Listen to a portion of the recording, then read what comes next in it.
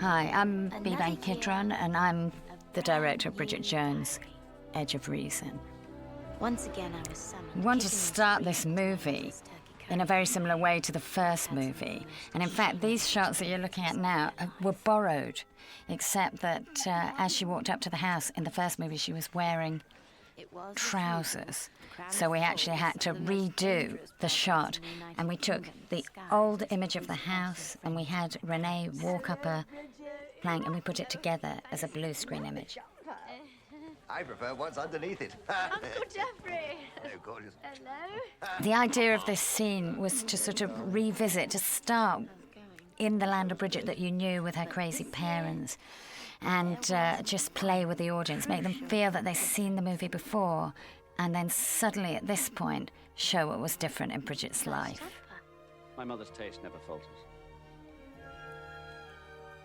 And of course what was different was she now has Mark Darcy as her boyfriend. There's a lot of conversation about the Sound of Music scene, and I absolutely loved it. You know, it was sort of the thing you do when you're having a romantic moment is hum the Sound of Music and imagine yourself twirling up a hill. And in fact, it is borne out by the audiences who first saw the film. They just absolutely shrieked with laughter and pleasure when they saw Mark Darcy in his white shirt gallivanting in slow motion towards Bridget. And the whole notion of, you know, Bridget's unrealistic romantic vision of this relationship was immediately clear to the audience, because if you expect every day to be like this, you've really had it. At last, and nothing in the world can spoil it. Well, And needless to say, you know, after the most romantic moment is the reality, because that's what Bridget does. It's the play between her aspiration and where she ends up. So she imagines she's in the green fields with her lovely Mark Darcy, but actually she's about to jump out of a plane. And Helen felt very, very strongly that this sort of leaping out was a metaphor of leaping into the dark of a relationship. You know, that at the end of traditional romantic comedies, you know, they walk off hand in hand and they're going to be together forever. And this movie, the whole sort of concept of this movie was what happens after the sunset. And because it's Bridget, you know, what happens is, of course, a disaster, as you're about to see. Open it. Open your fucking parachute. Pull the thingy or you will die.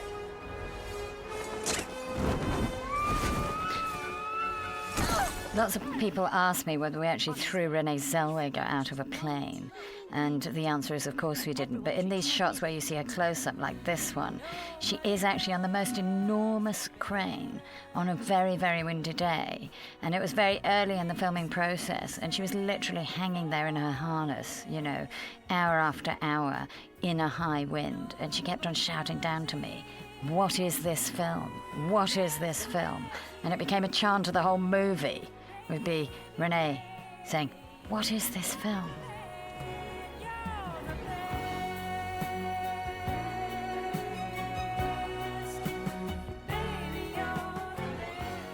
where was I? The use of the James Bond theme tune here was actually the idea of my husband, Lee Hall. And actually, of course, it works so brilliantly. Bridget being you're floating around in a Bond-like fashion, only to end up in a pig pen.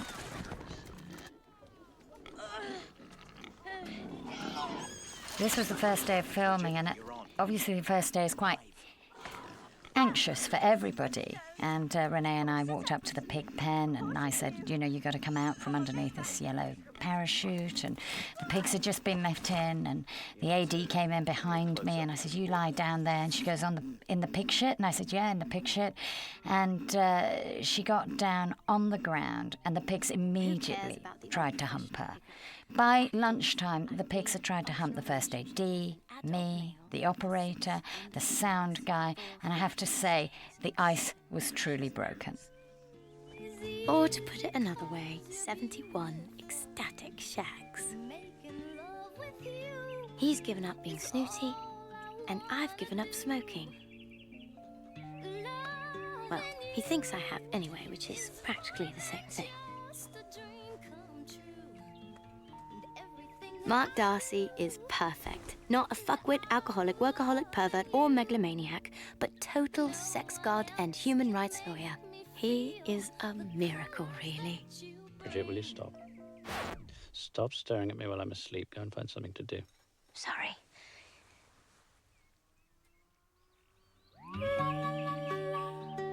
So, as you can see, the incredible truth is, the wilderness years are... I love this shot of Renée when she looks straight at the camera.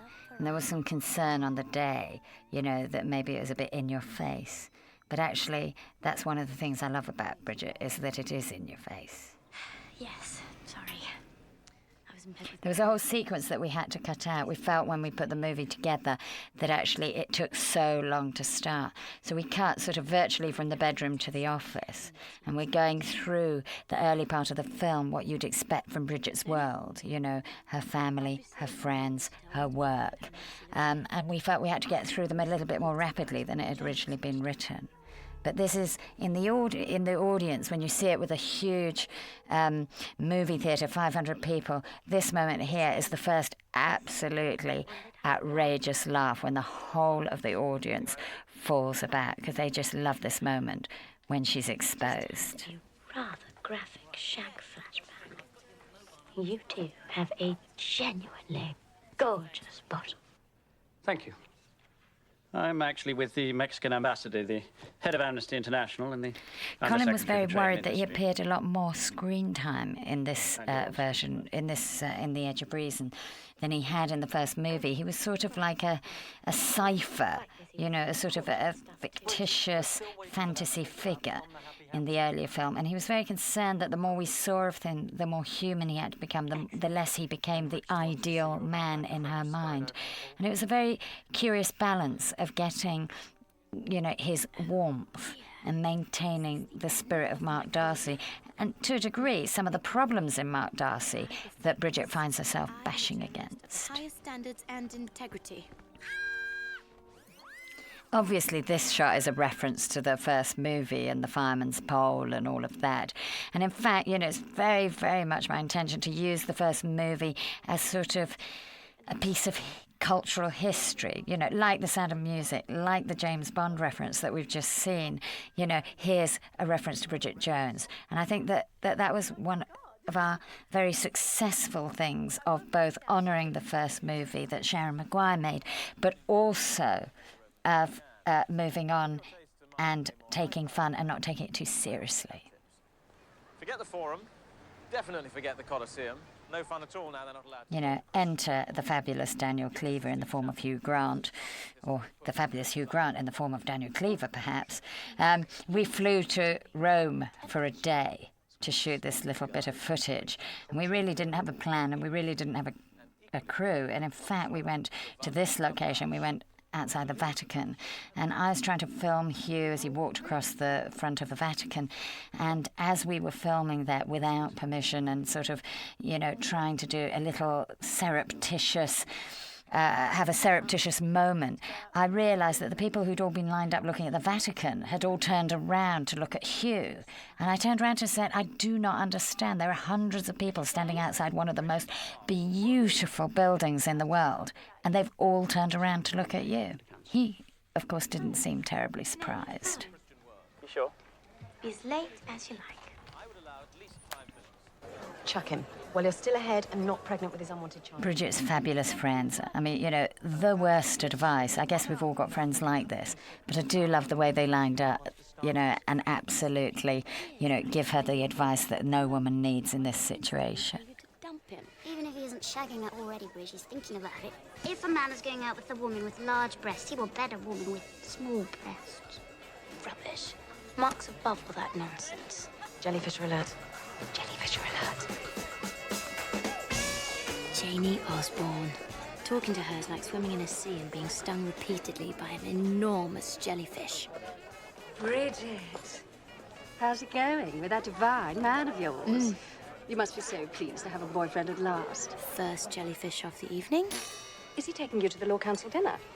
Oh, well, I'm sure he's just forgotten. There's a lot of debate in the cutting room about how much of the lovely time she needed to have with Mark Darcy before we could interrupt it by making her anxious. And it was very funny because there was quite a gender difference between the men who kept on thinking, you know, we'd got it, we don't need to sit and watch the romance, and the women who felt that we could actually sit in it a little longer. In fact, we divided up the nice bit of their relationship between this very early bit that you've seen with the sound of music and them in bed together, and then some later bits that are coming up, and we put the anxiety in between, and that seems to satisfy, you know, our need for romance against the need to move on and get on with the substance of the movie, which is what happens when you don't trust that romance. Having an affair with Rebecca Gillies. If he says... I won't dignify that question with an answer. Then you know he's shagging her. I love this shot. I just love her walk and I love her wiggle, and if it's a tiny bit over the top, I don't really care. It makes me laugh every single time. You know, it's someone plucking up their courage, only to be knocked down. What is that? Just give me 2 seconds, I'll be straight down. Who is... In fact, there was lots of debate about the voiceover here, and my favourite piece of voiceover is when she goes, "What's that?" You know, the idea of Rebecca Gillis as a that rather than a person always makes me laugh.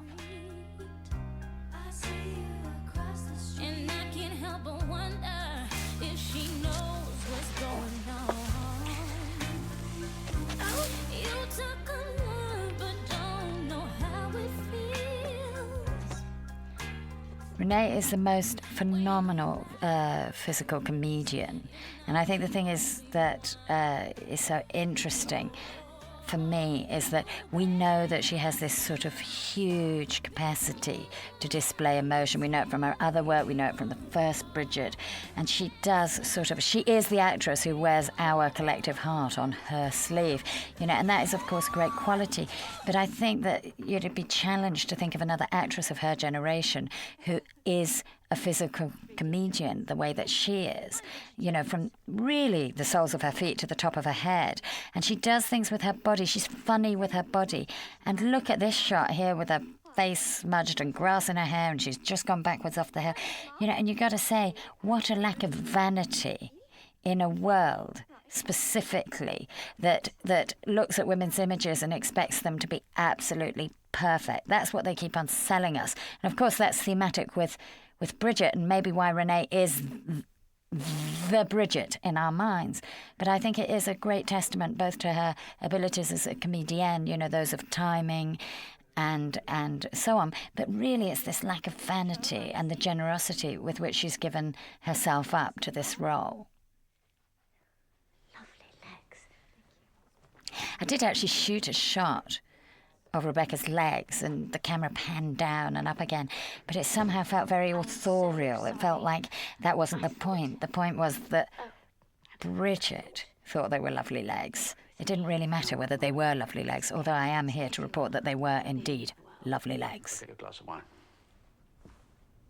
The thing is, I ran into Janie Osborne, who said she'd just seen you with this girl. Actually, I like shooting this scene quite a lot, but we did have a problem of a mood change. At what point were we going to have Mark Darcy break his slight irritation with Bridget? And the whole thing about shooting the film and the whole sort of discipline for the actors was that a lot of the other actors have to behave as Bridget perceives them to be. So they're not necessarily following their own natural rhythm, that while she thinks he's angry, he is angry, and as she begins to soften, he softens. So a lot of the movie is shot from her perspective, and that's a phenomenally difficult thing for the other actors to do, and I think they were absolutely brilliant in both providing their own path, but wondering what Bridget would be thinking of them at any given moment. Oh, stupid Bridget, stupid. I wish we had more shots of the diary in the movie. It was something I didn't feel I absolutely did brilliantly. But I think also the voiceover, now we know it's Bridget's diary, the voiceover sort of makes us feel she's writing.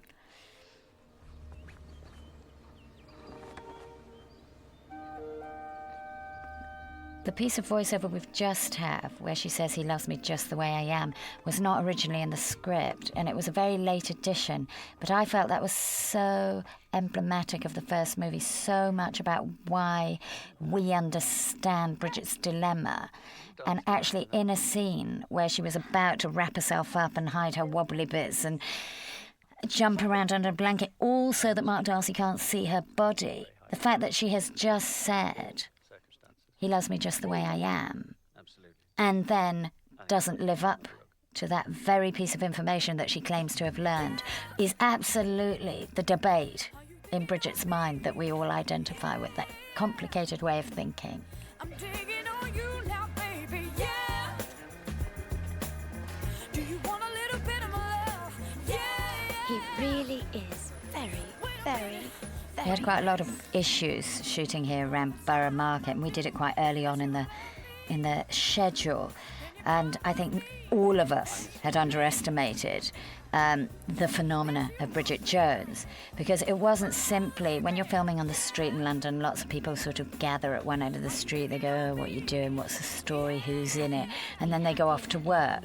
What was phenomenal for us was while we were in the streets, they didn't go back to work. They phoned in sick. And by the end of the day, we'd have hundreds and hundreds of people wanting a glimpse of Bridget Jones, of Renée Zellweger, of Hugh Grant and Colin Firth. And what was amazing was that in their mind, Bridget Jones and Renée Zellweger were probably two people that they were looking to see. That would be weird, Oedipus-like thought. At last, life is on track. Bridget Jones. Hugh's entrance in the other movie had been so fantastic, we couldn't possibly live up to it. So we decided to introduce him in the dark, and then we wouldn't have to.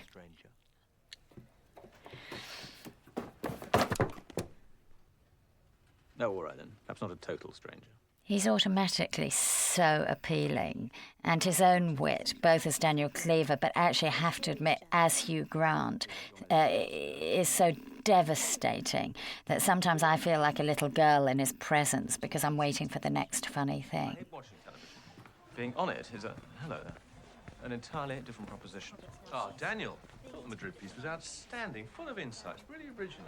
Now, of course, for the British audience, having Jeremy Paxman in the movie is hilarious because he's such a heavyweight, news anchor on the most serious news show on television. And I so didn't think he'd do it, and I think it's testament to the Bridget Jones phenomenon that he did agree to do it. And actually, he was terribly funny. He was very good. He hit his mark. We did it several times. This scene is all shot in one shot, which is a terribly complicated thing to do and difficult thing to do. So it's all one shot. So we did it perhaps 12 times. And I think Jeremy couldn't believe how long it took us to light. It couldn't believe how long it took us to shoot it. And I think that, by the end of the morning, when I could let him go and I said, thank you very much, that's great. Did you enjoy it? He said, the whole of the world's news gets sorted out in the time you took to do this one shot. I mean, he did say it with great humour, but I did think it was terribly funny that he had no idea how slow a process it is making a film and how much patience these guys have, as well as all the talent and wit and humour that we know about. By the way, you're not free for dinner tonight, are you? No, I'm not. I'm going to the Law Council dinner. It's a very important evening. Oh, this was horrible. It was so small, this location. It was absolutely fantastic, the underwear shop of everybody's dreams, and if I was just going shopping, no problem. In fact, I fully intended to go back after making the movie, but I haven't yet done it. So the underwear was fantastic. This horrible piece, we brought our own. Theirs was actually much more beautiful and slightly less offensive. But the filming in here drove me mad because there was no room to swing the camera. And I had a very, very difficult day. Too bad, actually. Ta-da! Fantastic. Right. Let us be Actually, the actor who plays here, Paolo, the hairdresser, is a friend of mine, Trevor Fox, and he's from Newcastle. And he arrived very, very ill on the day that we had to film, and he said, I don't know what to do. I don't know if I can do it. He said, but I'll try. And he came on, and he only has, a couple of lines. Absolutely fantastic. But he almost collapsed the minute that we said it was a wrap. We could try flattening it down with Brill cream. What about a wig? They're lawyers, aren't they? Lawyers love wigs. I prefer to in the gold. No, whatever you do, definitely not the gold. Great. I'm late with mad hair and can barely breathe in scary knickers. Each of these shots of this sequence are a little bit of a rise to a joke that's about to happen. And one of the things that is very difficult in comedy is how you set up the big joke, and sometimes you have to have patience. So the thing about the hair, and the thing about, the dress, and the thing about the taxi, and then this, which is, her difficulty walking up the stairs, are all tiny, tiny little builds to the big gag that is about to happen. Sorry, I'm late. Hello. It's sort of tension release, and part of the job of comedy is seeing how much tension you can create before you let everybody laugh. And the more tension there is, the bigger the laugh. And so you've got to balance your timing between little jokes and then build a big joke. But of course, the whole thing of Bridget is that the jokes are contextual. We all fear that we walk into the public event looking wrong. In Bridget, she actually manages to look like an American Indian with red all over her face. And so it's very, very wrong. But that is the stuff of the cinema, and that is the stuff of comedy, and that's the stuff of the 6 inches above the ground of reality. It's the bigger mistake of the little one that we all fear that makes it funny. Do you think it's helpful to give him 50 pence? Maybe he's just hungry. Don't be so naive. The people you see outside the tube every day are there by choice. End of story. Oh, no, it's not. You see, some people have terrible personal problems, and other people might have lost their family in some, tragic ferry disaster. And some people... I love that shot of Colin because his discomfort is so palpable. I think maybe for a director, sometimes the greatest joys are these little moments that are just to the side of the main action. And I think you can judge the quality of a performance not only by the big things that the actors pull off, which are obviously phenomenal, but actually these little observations that they make when they're really, really in character and they make something out of nothing. When Hugh Grant first saw the movie, he saw this moment and he snorted out loud, which slightly put paid to the fact that he'd come incognito to a full cinema when the house lights were already down. And he absolutely roared at Colin coming round the corner. He probably said something quite rude, but I wasn't listening. I knew she was out of my league. You see, there's the high flyers like... I love it when the audience goes, oh, in a minute. When David Ferry makes the observation that Bridget and he should not be in this room, that they're not good enough for this room. And the whole audience just really feels her pain. She's tried so hard to belong, and she fears that she doesn't, and he confirms her fear. Before they show us the door.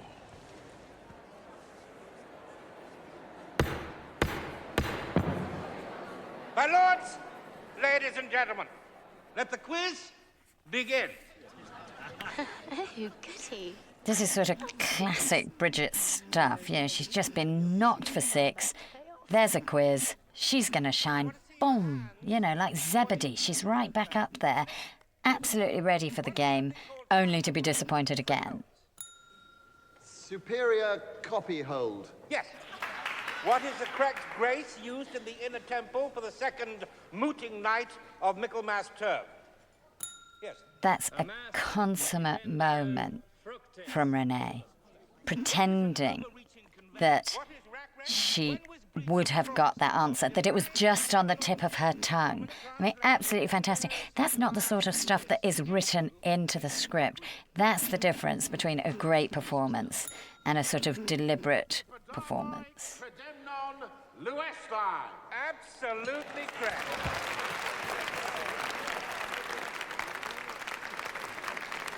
Now, for our final and deciding round, the category is contemporary culture. Who did the design for Princess Diana's wedding dress? The Emanuels. Correct. I really enjoyed shooting this scene. Having hundreds of people in the room that actually enjoy the performance of the central characters is always sort of a cross between theatre and film. The organisation is enormous, you know, getting all these people into gowns takes hours. I think everybody truly enjoyed the shooting of the quiz because it was absolutely ludicrous. And, this moment coming up, Renée and I, there had been 2 different drafts of the script, and Renée was not entirely sure that she wanted to say this thing about slicing off her own head. She thought it was a bit strong. And we sort of talked about it because I thought it was very funny. And we came up with this, not compromise, but actually, a slightly different destination because she said it very, very quietly. So a line that could have been a bit crude if you just belted it out became very, very funny because it was thrown away, but it was the most extreme thing that she could have said. I think that Harry Gregson Williams wrote us a brilliant score. In fact, he's most recently famous for doing the Shrek movies, which you wouldn't think was a natural precursor to Bridget Jones. But he wrote a lot of very emotional music. In fact, at that exact moment, I felt the music was a bit too emotional, and we actually had to redo it so that you could stay with Bridget, you could be with Bridget, and the music didn't tell you too much how to feel. By now, it's building up again, and I particularly love it in this scene. That's the whole point of those dreadful dinners. But you talked to Rebecca, and you talked to Horatio. You're never going to fit in with your friends. Well, you certainly won't if you go on calling everyone balding upper-middle-class twits. Well, they were balding upper-middle-class twits, except for the ones who had hair. And I suppose you agree with them that poor people deserve to be poor. Don't be ridiculous. It's always seemed to me such a classic misunderstanding between a man and a woman about how to behave at a social function, and what the rules of engagement were. And it seems like such an important thing in a new relationship, how you behave in the other person's world. And this misunderstanding is very sad because actually she's sort of done brilliantly well in her terms, but it's just not good enough. And again, it comes back to the theme of the movie. It's so difficult to do as well as she wants to do, and she pushes herself. We call them blurts. She blurts out, "I wouldn't do it even if you asked me." He doesn't even know what it is he's supposed to be asking. And I've been asked a couple of times whether we're sort of proposing marriage as the ideal state for a woman, and absolutely not. But it's just that thing of her wanting the next step just too anxiously and fighting just too hard and not really living in the moment and in the pleasure of what she's already got, which is something that's hugely identifiable for men and women, I think.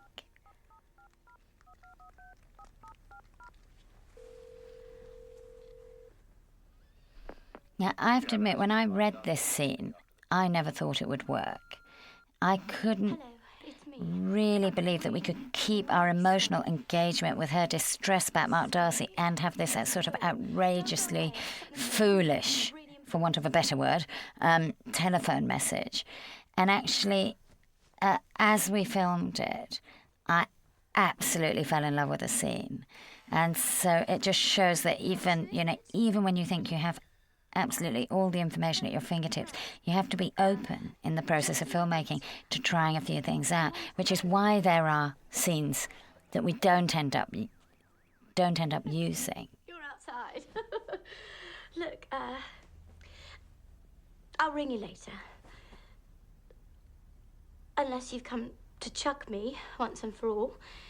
In which case, bye and thank you and sorry.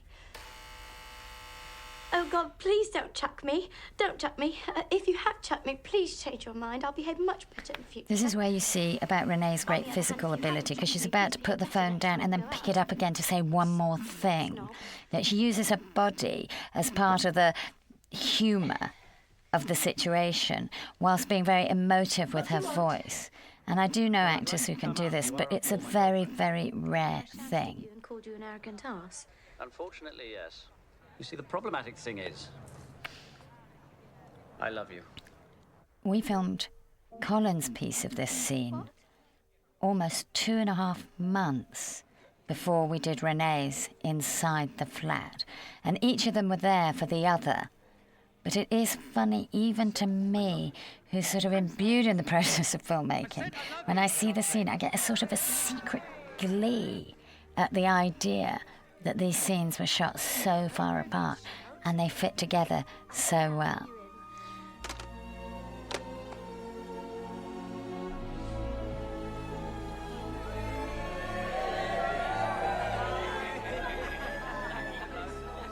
You might be needing this in the future.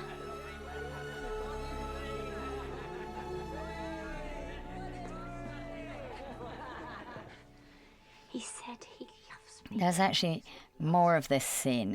As you see it here, she phones up Tom, her friend, to say that Mark Darcy loves her. I did actually shoot Shazzer and Jude as well, and it just seemed to interrupt the flow of the movie, which is why we ended up using just Tom. But the so Bridget-y, if you like, that sort of essential thing that Bridget would do, which is that Mark Darcy says he loves her, and instead of being all curled up in bed, she's off having a quick fag and actually speaking to all her friends on the phone, so she's got witnesses, to the emotional stages in her life. I've actually been meaning to ask this for quite some time. I've just never really found the right way to put it.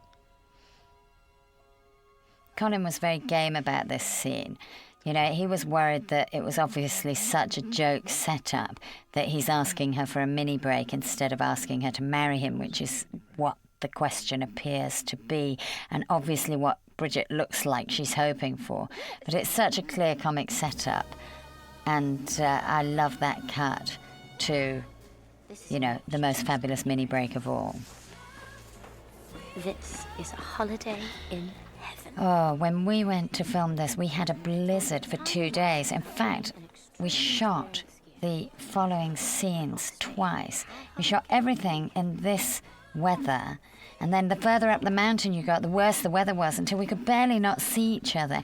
And then after 2 days of filming in these sort of freezing conditions, the sun came out. It was picture postcard beautiful, and of course it didn't match. Now those couple of shots down below we had to keep because we literally ran out of time, but all of this that you see now, including most of the downhill race, has had to be shot twice in the 2 different weather conditions. So Renée had to do all of these things backwards, the falling, the tripping, the skiing, all over again in the new weather conditions.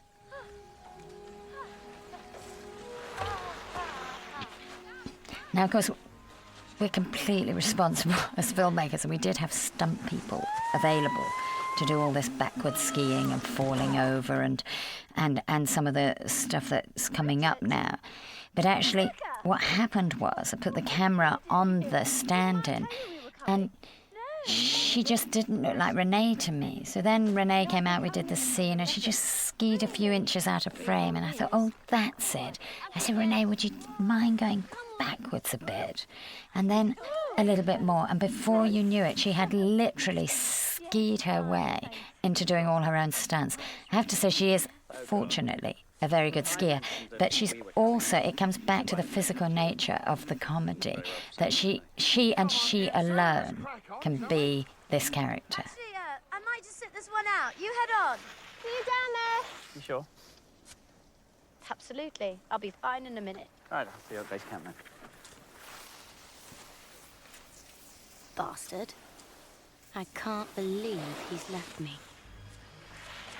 Seems such a classic moment where, you know, you say, oh, go, go, go, go ahead of me. And then the minute that he goes, she's absolutely fed up.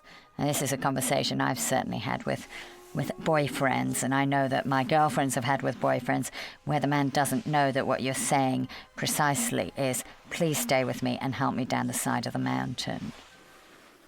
So, romantic getaway has turned... That business with the kids going past always gets a big laugh. I mean, we've all been on the ski slope when some little kid, you know, only up to your knees, sort of does some fantastic feat on skis as you go, legs quivering, almost on your bottom, you know, sliding down in a very ungainly manner. And these kids have no fear and all the grace and the most phenomenal speed.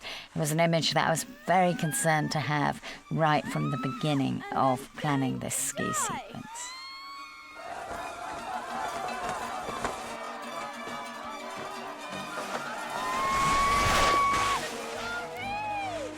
I think you could fairly argue that this is a little unrealistic, especially if you knew that these were part of the Swiss ski team on the left and right.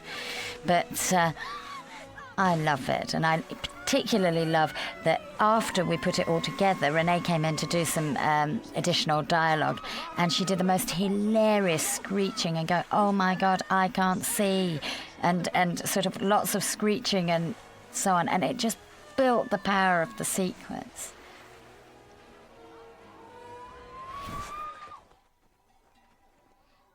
I like the way the music goes and the sound hangs on, and just when you think the joke's all over, you come and you get one more shot, and then you think it's over again, and suddenly, boom, there she is, inside the chemist with her skis still on. That's another one of those moments where the building of the joke, you think the joke's over, and then it comes back, and then it comes back. And it's very gratifying how much people like this scene in which she tries to order a pregnancy test. Machen Sie lieben with me. Oh, sie ist schwanger! No, not pregnant. Oh, no. Kondom. Nine. Maybe like this, but maybe like this. Also ich glaube, die hat ein psychologisches Problem. Da hilft kein Pulver mehr. Look, I'm a girl, and I met a boy. Fräulein, and I met Frau Lilo Bao, who plays the chemist, is actually a very well-known Swiss actress who works in very many languages. And I instantly thought of her when I realised this scene had to be shot in German. She actually speaks 7 languages, acts in all of them, and is a fantastic comedian in her own right. Boyfriend and baby seems just too lucky. Bridget, I have been looking everywhere for you. I thought you'd broken a leg or something. Oh, God. I remember saying to Renée, just if you could look like you're trapped in the headlights.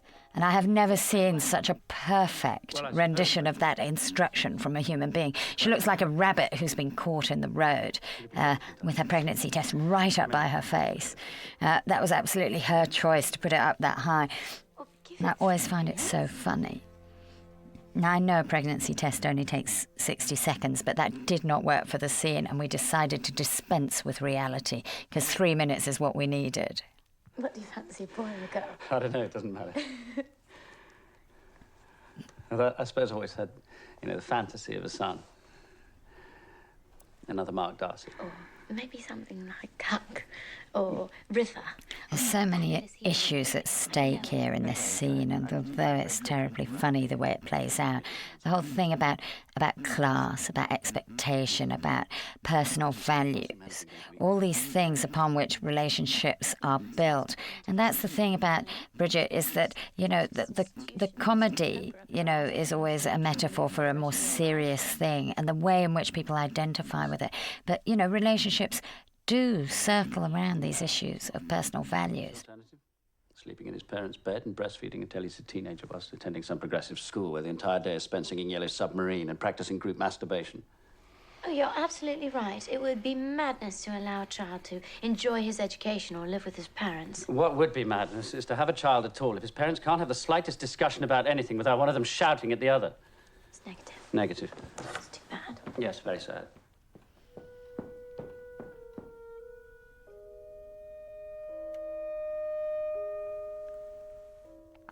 I wasn't sure that I wanted to put this scene into the film.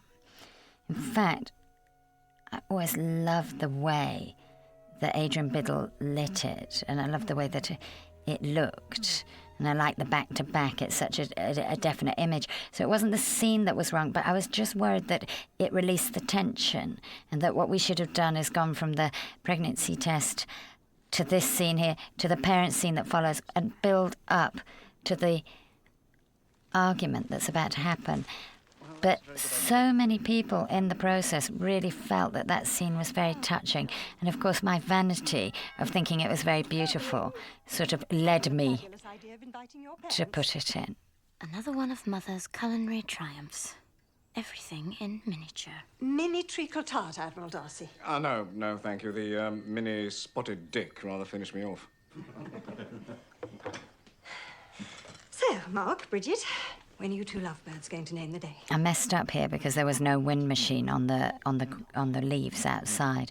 And every time I look at this scene, instead of looking at the lovely performances of all the actors, I'm just mortified because the leaves are not rustling outside, and you can tell that it was shot in a studio. No. God, no. Of course not. Oh, good.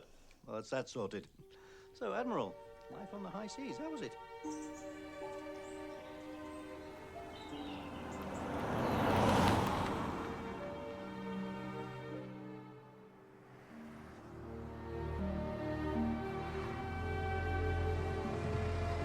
Did you mean that thing that you said? What thing?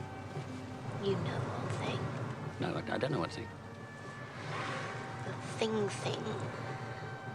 Well, now, let's see. There are any number of things. An afternoon full of all sorts of things, so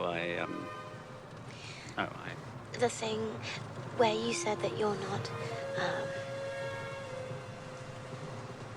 that you're not even thinking about,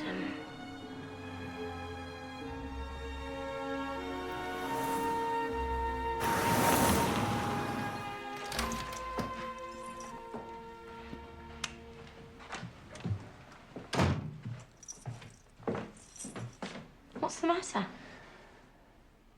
Let's get a drink.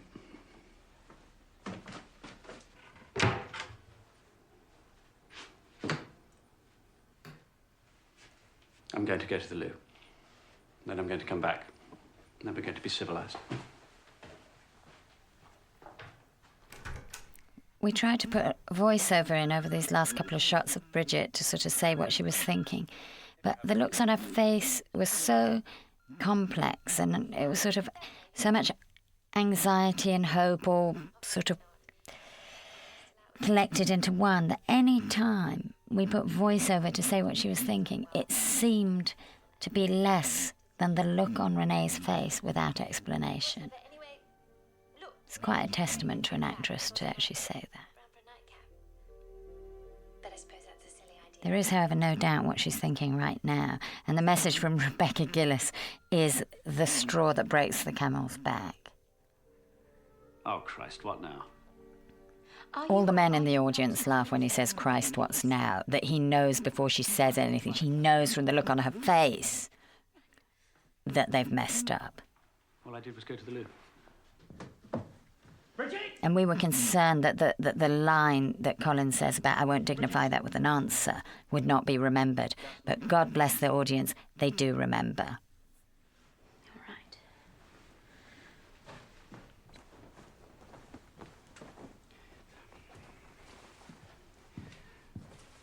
Bridget, what are you doing? I read that you should never go out with someone if you can think of 3 reasons why you shouldn't.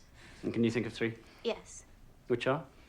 This was a difficult scene. It was a difficult scene because we ended up choosing a location that on this particular day, the wind was different from normal, and all the aeroplanes landing at Heathrow came over this house. So whenever the actors spoke, there would be this huge engine noise of a plane landing, and we'd have to start again. So here they are in this big emotional scene, constantly interrupted. And Heathrow is one of the biggest airports in the world, so it was literally every 30 seconds, and it drove us crazy. Now, to add to that was the problem of the scene itself, which is you don't want to feel that Bridget and Mark don't belong to each other, so the whole argument has to be a misunderstanding, and yet it has to be an argument big enough to break them up. And that's a very delicate matter. And I think that it's a combination of ludicrous things. That, you know, she accuses him of not loving her because she can't ski and because she's a little bit fat and, you know, all these sort of girly things, if you like, that are patently not true because he loves her just the way she is. And then she sort of blurts out this thing about marriage, which she doesn't even mean and she doesn't want to say, and it's not the point. But I think it becomes a symbol of the lack of progress in their relationship as she sees it. But really, none of it is true. What she's really concerned about is that she's not good enough, that Rebecca Gillies is calling, that she's got muddled up, that, you know, he didn't have the same plan about the child that was not. And it's really sort of a confusion of wanting to be at the destination before you've gone on the journey. And I think that's very identifiable for a lot of women. So the man on the bench got cut out of the movie, and he had a very funny, very wicked line that I can't actually repeat because it was so filthy. And he's a friend of mine, and I'm sorry that I cut him from the movie. He's a great actor. What do I gotta do to make you care? What do I gotta do when lightning strikes me? Well, this was my fantasy shot. I thought of it in pre-production. We had a series of scenes that said Bridget's alone and Mark's alone and Bridget's sad and Mark's sad. And I thought, oh dear, we have seen that in so many movies and so many romantic comedies. You know, the two central characters apart and some big sad track. And so I thought to use the CGI techniques that are so prevalent in today's movies, in the big action movies and the fantasy movies, where anything can be so. And I had this idea that you start at Bridget in the window and you go to Mark Darcy at the other end of the shot, but in between you see all of London, and in every window there is someone dancing or kissing or blowing candles on a cake. And in fact, it turned out to be an absolute technical nightmare, and there's a particular piece on the DVD later which explains some of how we did it. But I really loved this shot, and it was a great act of trust of our producer Eric Fellner to allow that kind of money in this kind of movie to do that sort of shot. I'm enjoying a relationship with two men simultaneously.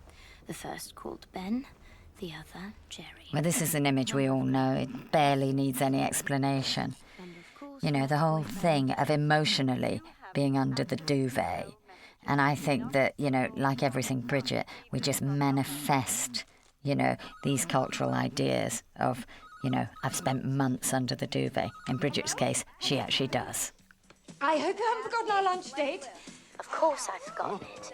I'm suicidally depressed. Don't be silly, Bridget. I think if people have a criticism of the movie, it's that there isn't more of Jim and Gemma. Yeah, people absolutely love Bridget's parents. They are the nightmare parents. So inappropriate.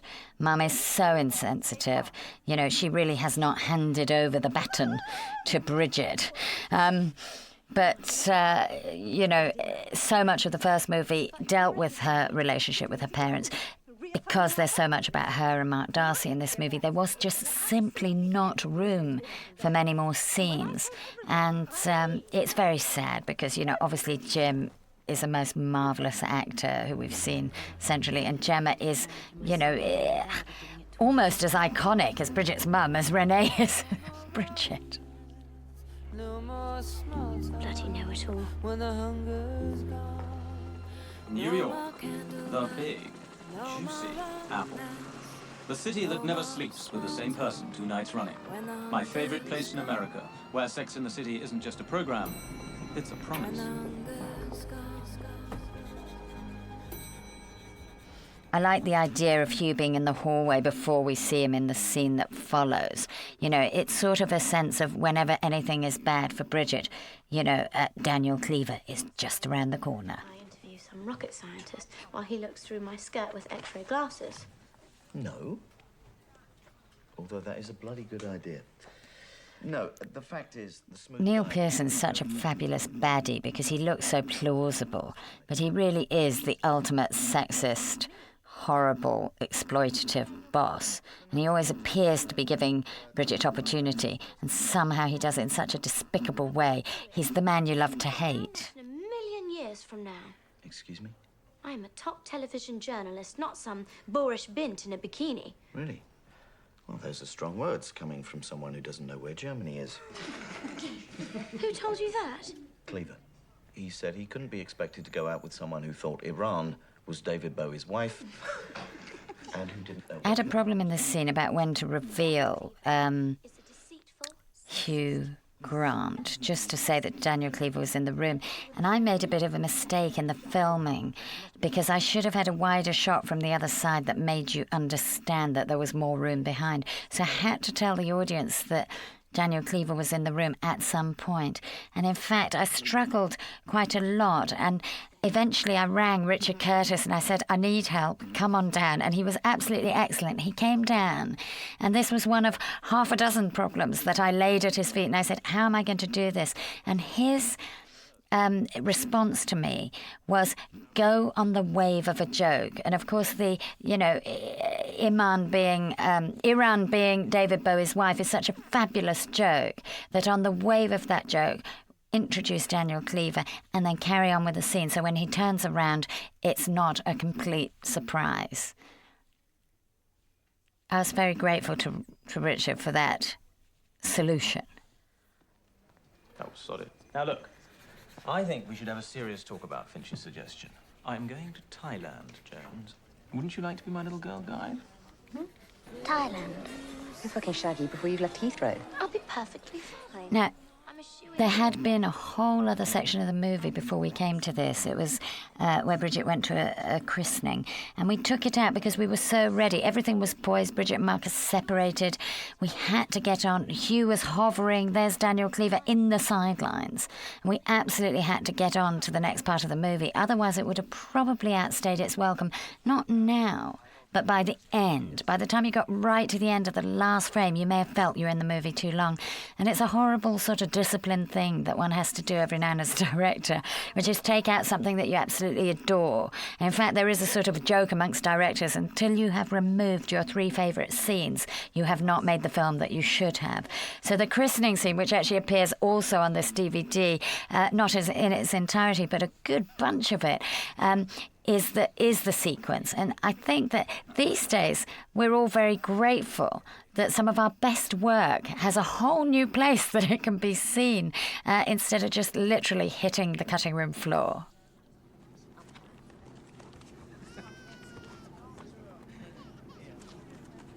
Wonderful people, the Thais, particularly the young ladies. If you know what I mean, eh? I don't want to tell you how much water splashed on poor Clive's lap during filming. He was very patient, is all I can say. My fault.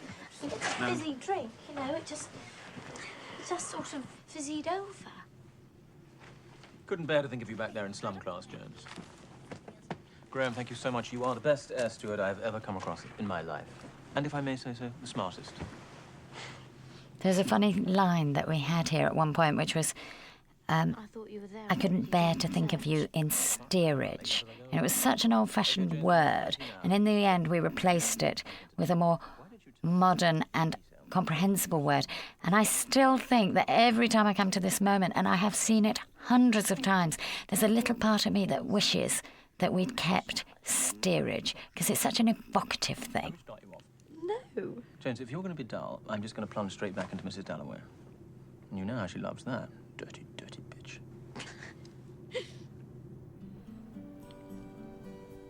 I think Hugh Grant's gift for flirtation is sort of legendary, really. He's so fantastic as Daniel Cleaver, the way he flirts, men, women alike. He just uses his charm. He oozes his charm and uses his charm to sort of grease the wheels of life. And I think that's why Bridget sort of finds him so attractive, as do we all, as do I. B-Ben. But, the funny thing is that it's so hard to know where Daniel Cleaver's coming from, because it is just his weapon in the world, and so very difficult to know whether you can trust a man like that. And that's why Bridget gets caught up with Daniel Cleaver again. And, we did have conversations along the making of the film is why, is she stupid? Does it make her stupid if she gets embroiled with Daniel Cleaver again? And I just keep on thinking, no, it could so easily happen to any of us, because the charm offensive is so enormous that you're just sort of caught in the light of him. Indeed, nothing symbolizes... Now, Hugh wasn't altogether sure that he wanted to take his clothes off and do this in a towel, and I hope that I was very persuasive on the subject. Well, in fact, I clearly was, because here he is in a towel. And I just eventually said, we had a little bit of a sensible conversation about it, and then I actually just said, Hugh, to be honest, I'd prefer it. I'm sure everybody who watches the film would prefer it. And I have to say, it is very preferable to see him in that state. I have been desperate for the opportunity to let the world know that those are real. That Hugh Grant and Renée Zellweger ate those bugs. Now that is Koh Pan-yi, which is the setting for a very famous Thai poem, which I think you'd like very much, Jones. Well, this is my fantasy location. I mean, the whole idea of going to Thailand, of, being in the perfect place, and of course Bridget in the perfect place would have the most colossal fuck-up, wouldn't she? So we had to persuade everybody that it was completely idyllic. And I had seen pictures of this area of Thailand, and I just couldn't believe the stunning rock formations. And needless to say, it was the most awkward place to get to. Needless to say, it cost hundreds of man-hours to get, out in a boat and film, the sort of size of unit that we were. But I think that even though this scene, the scene that's just preceded this one and the one coming up, are only probably between the two of them 4 minutes, I just think it looks so idyllic and so glorious that you are lulled into the romance of Bridget and Daniel for a moment. And you just feel that you sort of arrived in some sort of paradise. And of course, that's the rise that helps the fall. Got a very special treat lined up for lunch. Paul Nicholls was so generous in doing this part. I mean, he is actually a leading man in his own right on some of the smaller films, but I think that he really wanted to be part of Bridget, and he had the time of his life in Thailand. He kept on coming up to me and kissing me and saying, thank you for the best holiday of my life. And he was so sweet, and he's so utterly beautiful. And the girls accused me of just, falling in love with him in that ridiculous shot with the blue background and the blue sky and the blue towel around his waist. And, maybe it is, if we have more women directors, we'll have more eye candy of this fashion. Who knows? Well, it won't surprise anybody to know that there were many discussions about whether Bridget Jones could be off her head in Thailand. And I always had quite a lot of faith that she could. Definitely, that was a view supported by the actors and largely by the writers. But it is sort of anxiety making. Having not only a major movie star but sort of an iconic character. And I think it's quite important that she gets off her head by accident. But the truth of the matter is, it's such a funny moment. And I love this scene between Hugh and Renée, and I love these shots of Renée where you see her body all bloated and her belly hanging out. And I go again and say, look at the generosity of spirit of Renée. Look at the lack of vanity. It's sort of unheard of in the Hollywood A-list, and you just got to absolutely applaud her for, loving to play this part and for just absolutely giving it all she has. this shot was an idea that I had. We have a crane on the beach here. Now, having a crane on a beach is a very, very difficult thing because the sand actually gives way under the weight of the crane. But I so wanted this shot. It so reminded me of that sort of childhood thing of lying in the sand and being an angel. And of course, you know, being off your head in this way is sort of regressive. And that was what that image was about. Just say yes. Here we are back in my idyllic location. Actually, we built this little cafe because there was just a concrete platform right at the end. And of course, you know, in that awkward directorial fashion, that was the only place I wanted to be. And Gemma Jackson, the designer, sort of said, OK, if that's what you want, we can do it. She then, God bless her, did not tell me that she had to reinforce something like 2 miles of wooden walkway so that we could get the gear there. And in fact, out of sight, we have a number of boats with equipment and lights and, you know, and camera and extra crew. We had a boat round the corner that was a green room for the actors and the makeup room and so on. And just the huge logistical problem of being at this location was absorbed by all the departments, you know, from lighting to makeup to production. And of course, the cost was absorbed brilliantly by the film company. And no one ever said this is a really, really terrible idea. The truth of the matter is, one by one, they fell in line because they fell in love with this location. And, you know, we're not really a cynical bunch. We actually go to work every day to sort of build dreams. And I think, you know, everybody felt it was a very, very special spot. I suppose I'll be getting back to my little hut now. Thank you very much, Daniel. I had a nice time. I have to give Hugh credit for this scene because I wasn't sure we needed to go from the cafe to this scene and then to the scene that follows. And he said, no, if you have this scene, people will think it's the last scene in this sequence, and then they will laugh when you actually get to the next. There's something about the build. And he was absolutely clear about it because I was running behind and I thought, well, that's probably an extra. I could get rid of it. And he was really quite determined, you know, in a way that, you know, and he had a lot of very good arguments about doing it. In fact, we did it very quickly because decided to do it at dusk because that way it didn't need a huge amount of lighting and it would happen in an hour-long period. And in fact, we shot the scene, I think, 8 times back to back, all in one shot. And Hugh was right, I was wrong. And of course, in retrospect, not only, you know, do I think the scene was necessary, I absolutely adore it. All right. This is my favourite moment of Hugh. That one. He looks so impossibly handsome as he looks after Bridget. It seems like nature gave him just a bit too much good DNA. Been there for years and years without anyone giving a toss. Seen one star, seen a lot. That's what I said, Joan.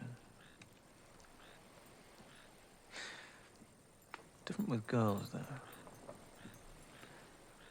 It is great to see two people, you know, who we all know, narratively speaking, have slept together in the previous movie, looking sort of so awkward and teenagery and first date. I do think they really pull this off. And Emma Freud, who's one of the people who made a big contribution to this movie, actually says that the kiss coming up is her favourite screen kiss ever.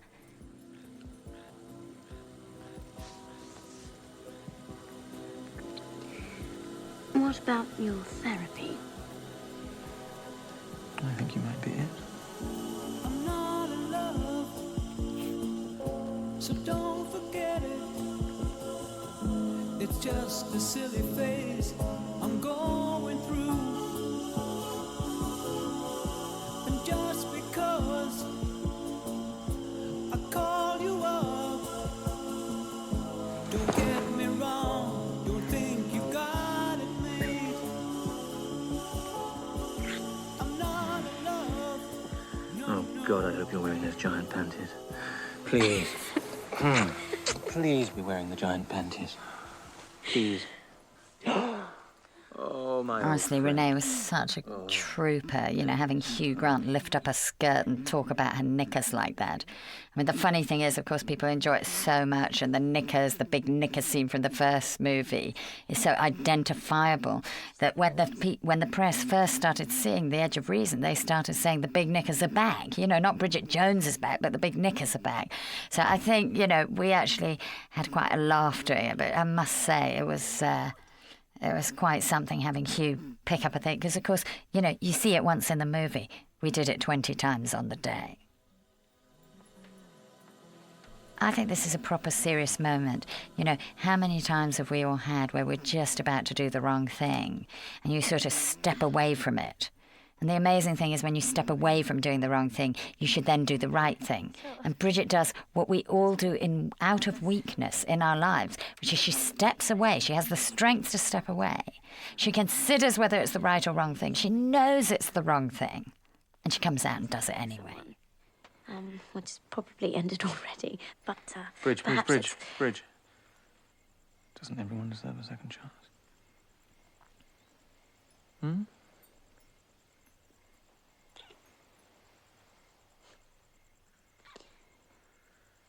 Except Hitler. Well, he was very, very, very naughty. Only, of course, to be saved by the belle who comes in the form of a Thai prostitute. Now, I suppose, you know, it'd be fair to say we've had this moment before, you know, where Daniel Cleaver, you know, has a leggy woman sort of in his room just as Bridget, you know, for Bridget to discover. But I think that it is both site-specific, and I think it is that terrible feeling that she has tried to say no. She did think about it twice. She was doing the wrong thing, and exactly the same things happened to her again. And of course, it does actually give Daniel the opportunity for one of his best lines, which is, you know, accusing the hotel of cocking up. It's been like this all week. And of course, indeed, it has been like this all week. Well, I mean, I'm up for it if you are. Actually, no, that was stupid. Bridge, come on, it's just one little slip. Don't let it get in the way of what was going to be a fantastic weekend shagathon. I don't want a shag. No, nor do I. The music track that's about to come up is Think by Aretha Franklin. And it's really an anthem amongst women, this track, of many generations. You know, really stood the test of time. And it's sort of F you, Daniel Cleaver, and it's stand up and be counted Bridget Jones. And it is one of those moments. And of course, it is a repeat of a moment that Aretha Franklin is used in Bridget Jones 1, where Sharon used the Respect track. And we thought long and hard, those of us who worked on the soundtrack of the movie, about whether it was a good repetition or whether it was a negative repetition. And in the end, we just felt only Aretha would do. It was not for lack of trying, and it was not for lack of imagination. But there's something about that period in music, and there's something about that particular artist, and there's something about those songs that have become so closely associated with the dilemmas that women feel that they face. That there are these tracks that just say, okay, new beginning. And this is a moment in the movie, you know, with this Aretha belting out the words freedom, where Bridget suddenly turns herself around and feels that she's up for a new start. Maybe Mark will have chucked Rebecca, then he'll run to my door, fall to his knees, possibly wearing a wet white shirt. I love this reference to Pride and Prejudice. I mean, maybe international audiences don't know, but British audiences are so aware of Colin Firth as Mark Darcy in the TV adaptation of Pride and Prejudice. And there's a sort of, you know, the scene of the wet white T-shirt, and I love that Bridget mentions it in this casual way in the movie. Oh. Bridget? No, don't worry. It's just a misunderstanding. Oh, my God. Hold the plane. Hold the plane. Bridget's so relentlessly and eternally optimistic that even when she's surrounded by guards with guns actually pointing at her, she thinks there's been a little error. And that's what I always love about her. It's not that she's not stupid and she's not innocent. She just absolutely hopes for the best. I mean, they're not my favourite pair or anything. Of course, yet another big knicker gag. Who could resist?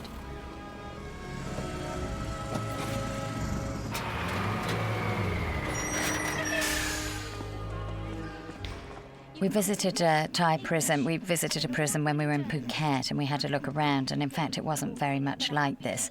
It was sort of cleaner and more industrial. But we built this set at Ealing Studios, and it was quite a huge set to build. But obviously, it gave us the freedom to, move walls and move lights and do some complicated scenes. Oh, my bloody God. It was important to us that no one should mistake these Thailand prison scenes as being a serious interpretation of what it's like to be in a Thai jail. And they sort of try to occupy the space between sort of comedy and heightened reality, and that it's sort of Bridget's experience. So the joke was that, if you go to Thailand, you go on the paradise holiday, what is the worst thing that could happen? The worst thing that could happen is that you actually get caught with a whole lot of drugs that you didn't know you had in a country where that is severely punished. It's the worst thing that can happen. It's the worst scenario for Bridget. And the question is, how does she get herself out of it? Shazzer, who's clearly much older than him and slightly past her peak. Yes, he sounds the most frightful shit. But the bore is, everyone who gets caught has exactly the same story. So unless we find this Jed fellow and get a full confession... I sort of like this scene, the way that, you appeal to the authority, and then authority is so fantastically hopeless. And this is the moment at which Bridget realises she's in proper trouble, as opposed to a slight misunderstanding.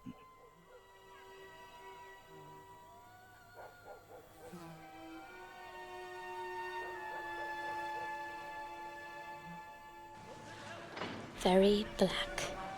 All my life I've had the This feeling line of something voiceover about thinking that something bad was going to happen all your life, and then suddenly it has, always made me laugh, because there is a sort of a disaster scenario running in the ticker tape of one's brain at every given moment through one's life, thinking, oh my God, something terrible is going to happen, something terrible is going to happen. And it's almost something comforting, about when it does. And I think that's the joke of this moment. And obviously this is extreme, and obviously this is a comedy, and obviously this is heightened. And I think, and I trust that the audience has an understanding of the metaphor of it, rather than thinking that here we are making Midnight Express. I hope we made that very clear. No, it really, really is touched like a virgin. The argument about the Madonna lyrics is obviously... thematic with the question at the quiz that she got wrong about Madonna's first UK single. And we were very unsure about whether this scene would play. And what was interesting to me was when we first started showing it to the public, the majority of people put it down as their favourite scene, but it was also the top of the scenes most hated by the public when asked. So it was an absolute divider. And I think we left it in because, there is always a scene that people hate most. And if you take this scene out, they'd hate something else most. But actually also, it was the scene that gave a great many people a lot of pleasure, because it was so funny and so ludicrous and so much in the spirit, that Bridget Jones goes to a Thai jail and ends up correcting people's Madonna lyrics. That's the way she makes her impact. I'm feeling pretty low. Bridget Jones. In there. You have 5 minutes. Just 5. สมบัติเรียบร้อยแล้ว พาไปเร็วๆปิดประตู Mark? I think this is one of my favourite scenes in the movie. You don't realise until you see Mark Darcy just how much you've missed him, which of course is the whole point.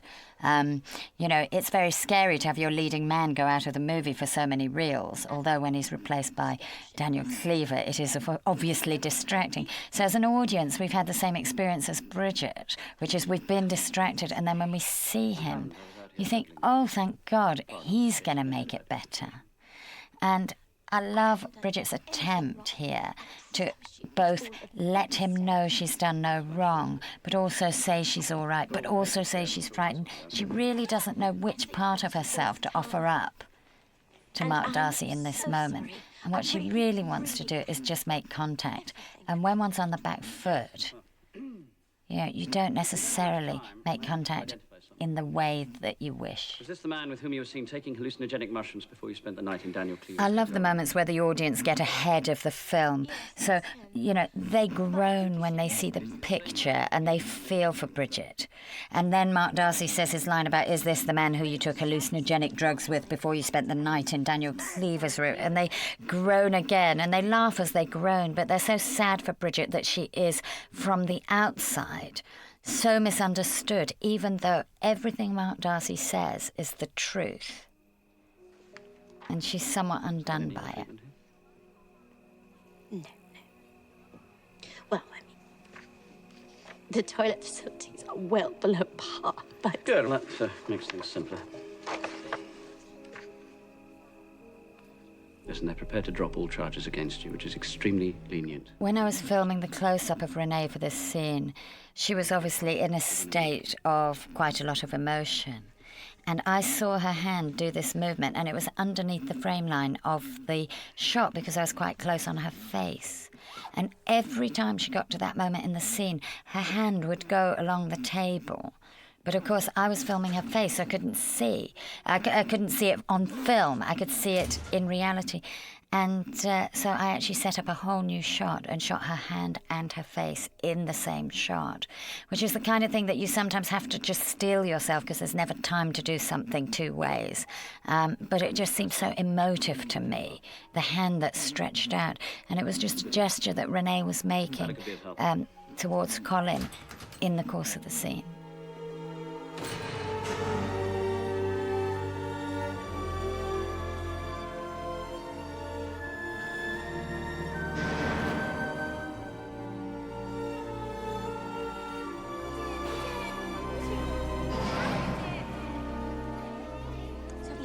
What happened? Well, Bridget, how this can happen? This is terrible. Okay, they'll keep you here. You are innocent. They always cheating us. Oh, no. That's all fine. They've dropped the charges and they're letting me go. I was asked by someone about the scene coming up, about whether we were making fun of the women in the Thai jail. And I absolutely turned it. I said, no. We're making fun of Bridget, and we're making fun of ourselves, and we're making fun of all of us who live in a privileged world in which we have so many things at our disposal, and we choose to concentrate on the negative things, that we choose to not see the bigger picture. And here she is worrying about how somebody folds their knickers and whether they're nice to her at dinner. And these women have real problems. And it is a comedy, and it is a particular tonal quality in this scene. But I keep on feeling like you have to trust the audience. They understand the metaphor. It's not reality. And again, very gratified by the response in the cinema, because they so get it. They are so ahead of the game. He really didn't stick up for me at this lawyer's supper. And then he would fold his... Same sort of thing, really. Hitting me and making me take drugs. Stealing all my money and stuff. Oh, God. I have been the world's biggest fool. This scene was in and out of the movie so many times, I don't even know. And when the music stopped, it landed in. And the real reason that it was here is because it's Bridget making a gesture towards these women. It is, of course, a ludicrous joke that if you're stuck in a Thai jail, what you need is men are from Mars and women from Venus. Idiotic. Or, indeed, a super bra, a wonder bra, and chocolate. So it is absolutely a ludicrous scene, but it was a gesture from Bridget towards the women. And in fact, even on the last day of the dub, when we put the music onto the film, we changed our mind about what track should go on. And in the end, we put the Madonna Material Girl track, which is an ironic choice and part of the whole Madonna theme in the movie. And I really hope that Madonna, when she sees the movie, will enjoy it. Fuck off, Darcy. Some people have jobs to do, you know? Now, of course, it wouldn't be Bridget Jones if the boys didn't have a bust-up. And, they are, of course, the most elegant, the most lethal fighting machines on the planet. I love the setup. I love Hugh being nonchalant. I love Colin being earnest. I love the naked women in the background. And you can only think, that it's going to be serious until you finally get it. Oh, no, it's not possible. Darcy, do you have any idea what century we actually live in? Are you going to step outside, or am I going to have to drag you? Oh, you're going to have to drag me.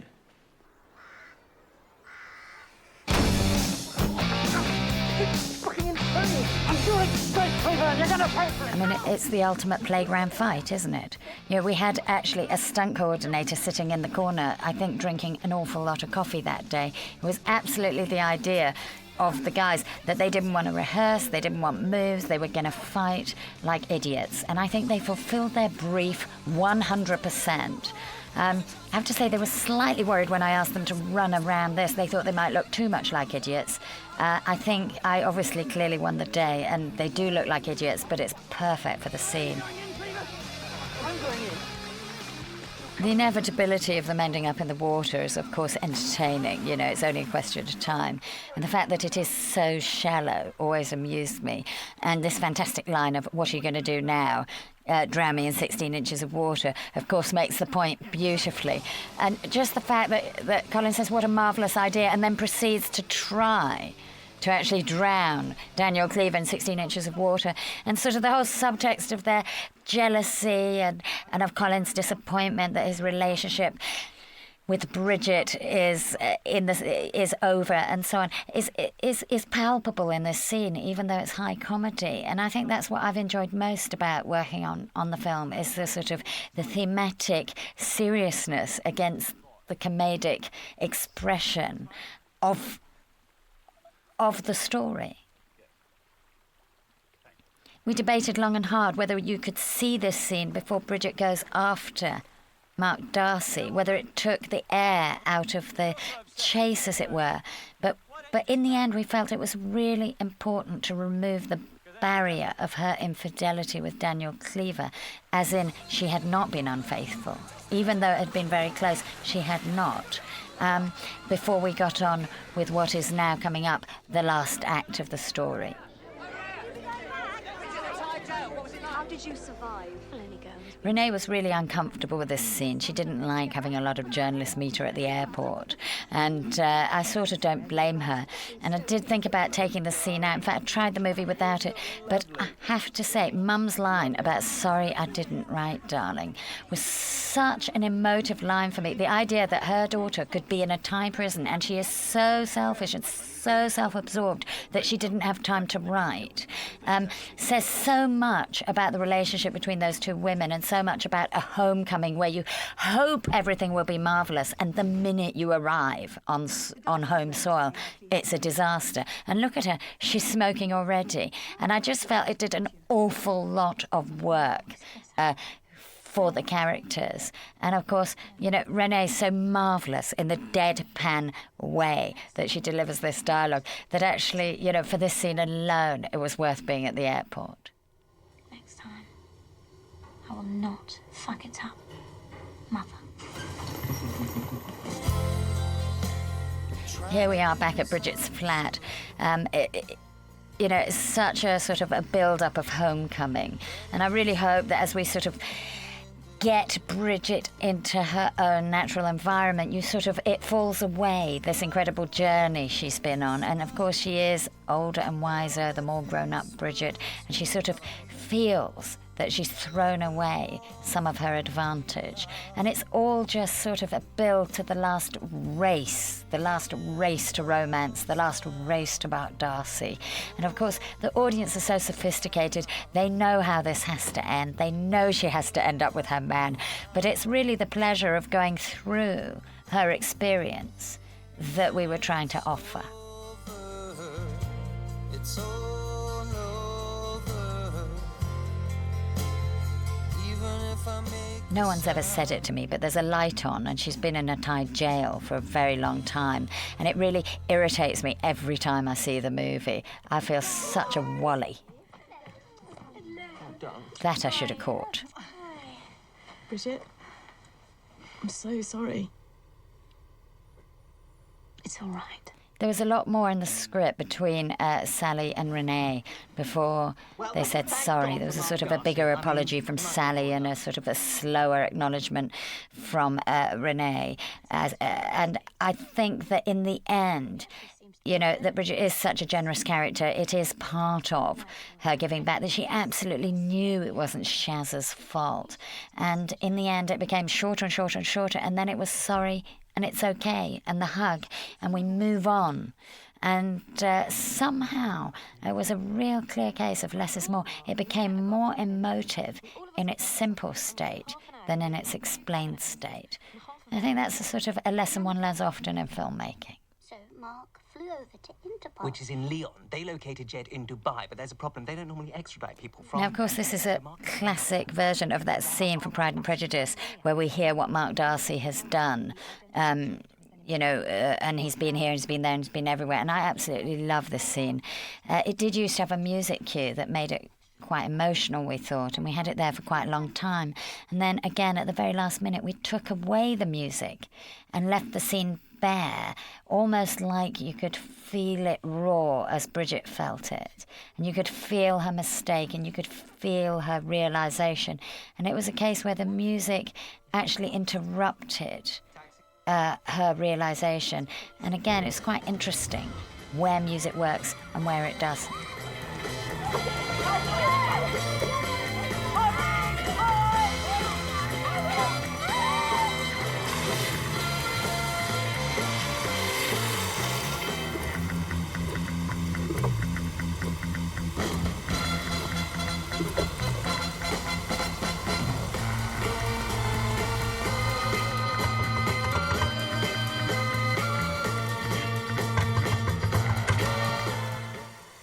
It's palpable, the audience's reaction when Rebecca opens the door. And this "I forgot about you" line is so hilarious because, of course, we all have forgotten about Rebecca Gillies. We think it's the big, you know, ending of the movie. She's rushed off, accompanied by an iconic track from the 60s.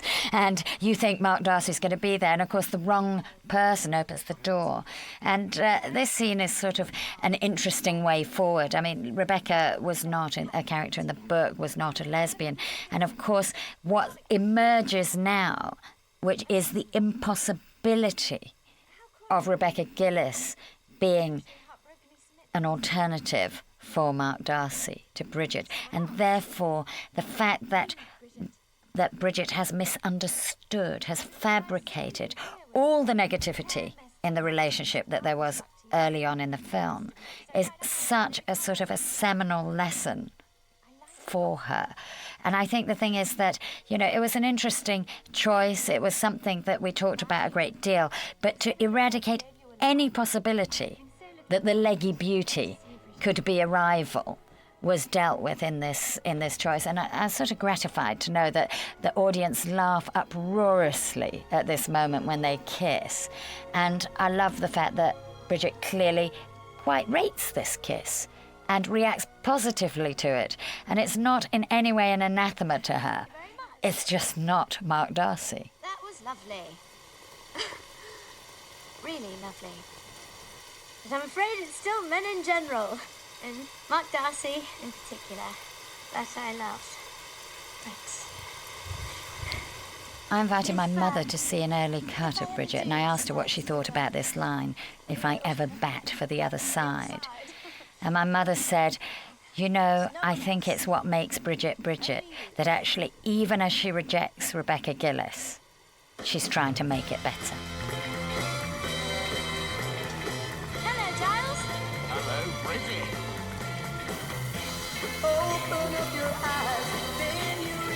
I can't tell you how many times I got Renée Zellweger wet.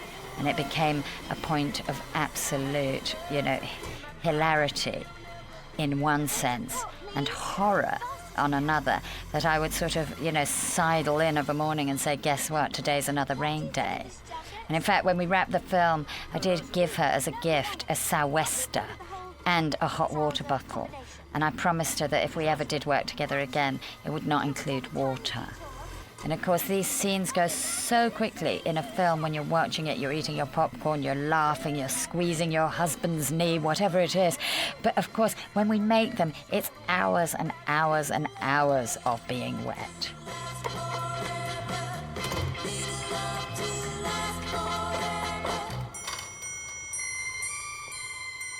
Neil Dudgeon, who plays the taxi driver, is actually a very, very classy actor, and he made all these wonderful faces. But of course, we shot one side of the scene in one location and the other side in another location, and so he literally had not seen the dresses. And I described some of the dresses that Renée would be wearing to him, and he made the most marvellous faces, and he had wonderful imagination and fantastic comic timing. And the thing of breathing on the window there to show how much time had passed and how bored he was entirely from him. And it's such a sort of lovely little detail. And I always think that one is so lucky here in England to have such a wealth of fantastic actors who just offer up these gems as you go on. Thank you. Very important at this moment. Well, I'm proud to say that is Renée, and we did do it for real. And in fact, as you see, there's a second splash. That was also done for real, and it was done in one. The way that we shot it, the van comes from one side and then from the other side. In fact, you were so desperate to see a little bit of her face, I cut into the shot so you could see Renée's reaction. But we did it once and once only, and it worked perfectly the first time. But I probably should, at this point, thank the stand-in who I did it to first to make sure that the puddle was working. Crazy in Love has been such a sort of a terrific, iconic track of the last few years. And it's sort of a wild track to use at this point in the movie. But I think it gave some fantastic energy, and it sort of made us feel less guilty about using those two classic tunes back to back. I never have, and I never will. Sorry.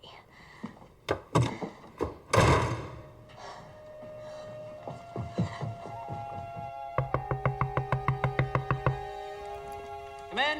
Now, of course, finally, Bridget is reunited with Mark, in the pretty frock, but obviously soaked head to toe. And of course, this had to be a huge meeting because this is the third time we've seen her interrupt Mark at work. So her timing is invariably horrendous. And here she comes, and the idea that, that she has finally worked out that she's interrupting him, is quite comedic. But now she is invited to make the big declaration in front of everyone. And I think that it's sort of a play on a particular tradition, possibly authored by Richard Curtis, of the big declaration at the end of a movie in front of everybody, that we actually tried to do something mildly more sophisticated in that we have the declaration, but then we have another scene that takes place in private after this. I wanted to tell Mr. Darcy here that I heard what magnificent work he actually did, releasing me from prison. Tiny misunderstanding to do with an enormous stash of cocaine. And I also wanted to say, since having found out that his girlfriend is actually a lesbian, that I love him. I really think for an actor to say I love you and look like you mean it is one of the biggest tasks, one of the most difficult things in the game. And I have to say that Renée, when she did this while filming, I burst into tears. And it became sort of something of a joke between us, because actually whenever it worked, whether it was funny or whether it was touching, you know, I would get this little sort of prickling sensation behind my eyes, and that's sort of how I knew that we'd arrived at a place that would transcend, you know, the screen and sort of go into people's hearts. But in that moment, I have to say, it was just all her, and I went through the prickling sensation straight into tears, and I just did feel, you know, whatever her weight, she's worth it in gold. Bridget, that was not the most romantic proposition I've ever... This is the more private scene that I was referring to earlier, that we actually made a very conscious decision. It would have been lovely to do this in front of a whole room full of Peruvian lawyers, but actually, in the end, we wanted this romantic bit to be between the two of them. I think it's stronger for it. In fact, there's a question I've been meaning to ask you. All right. As long as it's not, will you marry me?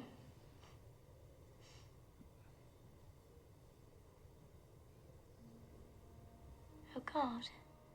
Oh, God, I love that look on Colin's face when the whole audience realises that he is going to ask her to marry him. And then the fact that when she realises, he says, no, the moment's broken. And in fact, when we were rehearsing this, we discussed whether we do it very, very close together and very, very quietly. And in the end, we went the whole other way. And I made the suggestion that we start all over again. And we start the scene as if it was a whole new scene. Now she got the picture of what the scene could have been about.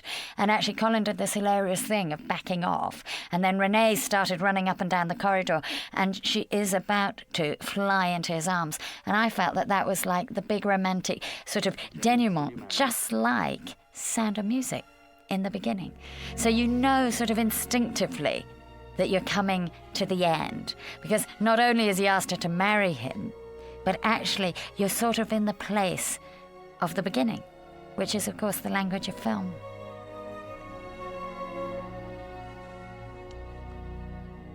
Dearly beloved. Well, obviously the joke is you think that it's their wedding. And obviously, you know, it is a ludicrous thing that it's mum and dad in their sort of horrendous violet wedding. But it is a little bit of lightness. The whole thing is to undercut sort of the rom-com pattern, to do it, but to do it with sort of irreverence and humour. And I think that, you know, on Bridget Jones, we want our cake and eat it. 1. Lesbian kisses, 1, but no tongues. Pounds lost, -1. Boyfriends lost, but then regained following major diplomatic incident, 1. Marriage proposals, 1. An excellent year's progress. Bridget Jones has cocked things up. In fact, the scene as written didn't have an exterior, but I felt it was very beautiful and I wanted to come out. And in fact, this shot here was filmed some months later because I always wanted this bit with the bouquet, but I'd run out of light when we were originally at the location. And they came back and they did it at the end of our shooting. It was right in the last few days when we were just finishing off. And they did this. And I'm always amazed, again, even though I'm in the, you know, even though I'm in the belly of the beast of making the film, that we can actually do things 3.5 months later and they're so seamlessly joined. And then again later, this shot, which is actually a CGI shot, where you'll see that in the background we've drawn in the hills and there's a bird that flies out. And as your eye is taken by the bird, it's joined by other birds. And they actually fly out in the formation of a heart. And however ludicrous it is, and the God rays come down, it is actually the romantic ending of Bridget Jones.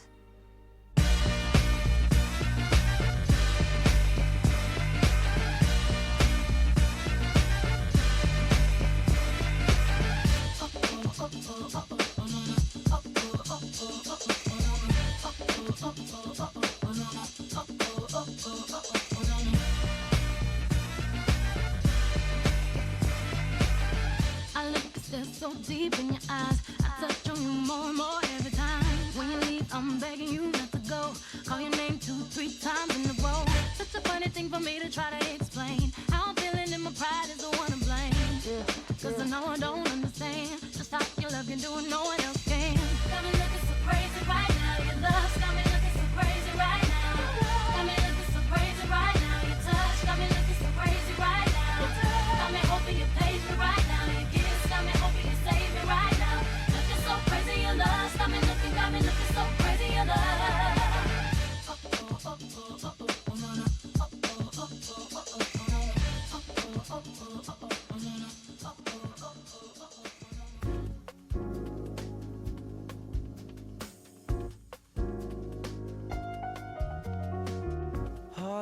gone astray, deep in her when they go.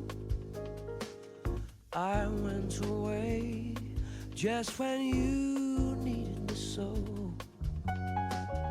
You won't regret, I'll come back begging you. Won't you forget, welcome love we once knew. Open up your eyes, then realize, here I stand with my everlasting love. I need you by my side, girl, to be my pride, could never be denied, everlasting love.